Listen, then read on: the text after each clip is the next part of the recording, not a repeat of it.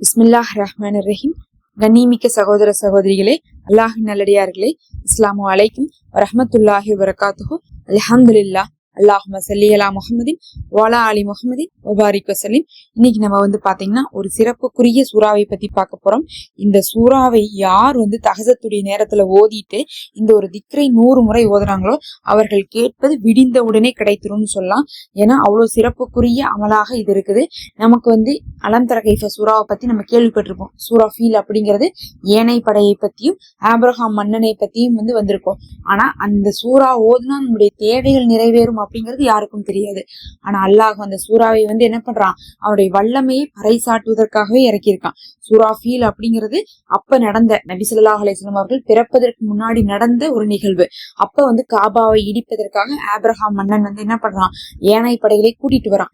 காபாவை அந்த ஏனையை இடிச்சிருவோம் அப்படிங்கறதுக்காக வரும்போது அந்த நேரத்துல அல்லாஹ் என்ன பண்றான், சுடப்பட்ட கற்களை கொண்டு எரியக்கூடிய ஒரு பறவையை அபாபில் பறவையை கூட்டம் கூட்டமா அனுப்புறான். அந்த அபாபில் அப்படின்னு சொல்லக்கூடிய பறவை கூட்டம் கூட்டமா வருது. எங்கிருந்து வருதுன்னே தெரியல. அபாபில்னா பெரிய பறவையெல்லாம் ஒண்ணும் கிடையாது, குட்டி பறவை தான். அது பாக்குறதுக்கு அது எங்கிருந்தோ வந்துகிட்டே இருக்கு. திடீர்னு வருது. திடீர்னு வந்தது என்ன பண்ணுது, வாயில ஒரு சுடப்பட்ட கல்லை வச்சிருக்குது. சுடப்பட்ட கல்னா என்ன அர்த்தம், ஒரு சின்ன கல்லு அது சுட்டிருக்காங்கன்னா அது சூடா இருக்கும். அந்த மாதிரிதான் அர்த்தம். இன்னைக்கு நம்ம நவீன உலகத்துல பார்த்தா என்னென்ன நடந்துட்டு இருக்குது, பாம்பு போடுறாங்க, அதுக்கப்புறம் பாலஸ்தீன்ல பாத்தீங்கன்னா தாக்குதல் நடத்துறாங்க. இதெல்லாம் நம்ம பாத்துட்டு இருக்கோம்ல. அத அப்பவே அல்லாஹ் சொல்லியிருக்கான், சுடப்பட்ட கற்களை கொண்டு அந்த பறவைகளுடைய வாயிலிருந்து அந்த பறவைகள் என்ன பண்ணுது, கீழே போடுது. கீழே போட போட என்ன ஆகுது, கீழே இருக்கிறதெல்லாம் வைக்கோல் மாதிரி ஆயிடுச்சாமா. வைக்கோல்னா என்னது, புல்லெல்லாம் காஞ்சிருக்கும்ல, அந்த வைக்கோல் மாதிரி கீழே இருந்த யானைகளே என்ன ஆயிடுச்சு, ஒண்ணுமே இல்லாம போயிருச்சாமா. உருவமே இல்லாம அப்படியே சதையா போயிருச்சு. அந்த அளவுக்கு அந்த சுடப்பட்ட கற்களை கொண்டு அவர்களை அல்லாஹ் அழிச்சான். அன்னைக்கு கேட்கும் போது எல்லாருக்கும் சில விஷயங்கள் புரியாம இருக்கலாம். ஆனா இன்னைக்கு நவீன உலகத்துல இந்த மாதிரி தாக்குதல்லாம் நடத்தப்பட்டு அழிக்கப்படும் போது, ஒரே தாக்குதல்ல 100கணக்கான பேர் இறக்கும் போது இப்ப நமக்கு புரியும். அல்லாஹ் அப்பவே அதையெல்லாம் என்ன பண்ணியிருந்தான், பறவைகள் மூலமா கூட அல்லாஹ் செஞ்சிருந்தான். அப்படி என்ன பண்றான், ஒரு யானை படையவே அழிச்சு அவனுடைய வல்லமையை நமக்கு நினைவுபடுத்துறான்.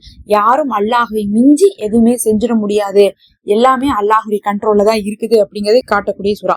இந்த சூறாவை 11 முறை ஓதுங்க. ஓதிட்டு யா ஷமீஉ யா அல்லாஹ் அப்படின்னு சொல்லக்கூடிய இந்த இஸ்மை 101 முறை ஓதுங்க. யா ஷமீஉனா செவி ஏற்பவன் அர்த்தம். யா அல்லாஹ்னா அல்லாஹுவை நம்ம அழைக்கிறோம். அல்லாஹுவை என்ன சொல்றோம், கேட்கக்கூடியவன் நம்ம சொல்றோம். நம்ம நிறைய பேர் நான் என்ன துவா கேட்டாலும் அல்லாஹ் கேட்க மாட்டேங்கிறான், நான் என்ன பண்ணாலும் அல்லாஹ் என்ன பண்ண மாட்டேங்கிறான், கண்டுக்க மாட்டேங்கிறான்னு சொல்றோம். ஆனா அல்லாஹ் எல்லாரையும் பார்த்துட்டு தான் இருக்கான், எல்லாரையும் கேட்டுட்டு தான் இருக்கான். நம்ம என்ன நினைச்சுக்கிறோம், மத்தவங்களுக்கு எல்லாம் நல்லது நடக்குது, நமக்கு மட்டும் ஒண்ணுமே நடக்க மாட்டேங்குது, நம்ம விரக்தியா பேசுறோம். அன்னைக்கு ஆபிரகாம் அண்ணன் வரும்போது யார் பார்க்க போறா, யார் கேட்க போறான்னு தான் வந்தாங்க. ஆனா கடைசியில பார்த்தா அவர்களை என்ன பண்ணிட்டான், அல்லாஹ் அழிச்சிட்டான்.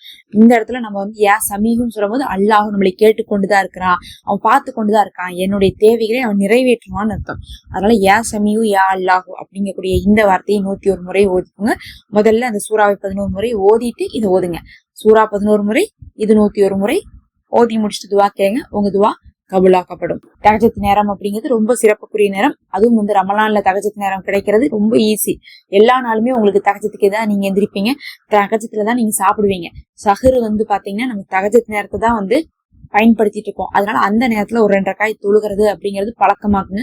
சாப்பாடு சாப்பிடறதுக்கு முன்னாடி நீங்க என்ன பண்ணுங்க, தொழுதுருங்க. எந்திரிச்சுன்னு பிரஷ் பண்ணிட்டு ஒழு செஞ்சுட்டு 2 ரக்காய் தொழுதுட்டு துவா செஞ்சுட்டு போய் சாப்பிடுங்க. அவசரமே கிடையாது. நபி அவர்கள் குறுகிய நேரம் தான் சாப்பிட்டிருக்காங்க, கொஞ்சமா தான் சாப்பிட்டிருக்காங்க. கரெக்டா கடைசி நேரம் தான் சாப்பிட்டிருக்காங்க. சிலர்லாம் மணிக்கணக்கா முன்னாடியே சாப்பிட்டுருவாங்க, நிறைய சாப்பிடுவாங்க, தண்ணி குடிச்சிட்டே இருப்பாங்க. தஹஜ்ஜத் நேரத்தை அப்படி ஒரு அல்லாஹு கீழ்வானத்துல இருக்கக்கூடிய அந்த நேரத்தை நீங்க பயன்படுத்திக் கொள்ளுங்க. அல்லாஹு என்னிடத்துல கேட்கறவங்க யாருமே இல்லையா அப்படின்னு நல்லா கேட்கறான். அந்த நேரத்துல இல்லையான்னு அல்லாஹ்ட்ட கேட்கும்போது யா அல்லாஹ் நீ கேட்கக்கூடியவனா இருக்கிற அப்படின்னு நம்ம சொல்லிட்டு நம்ம துவா செய்யும் போது அந்த துவா இன்னும் வேகமா நிறைவேறும். அல்லாஹ்வே போதுமானவன்.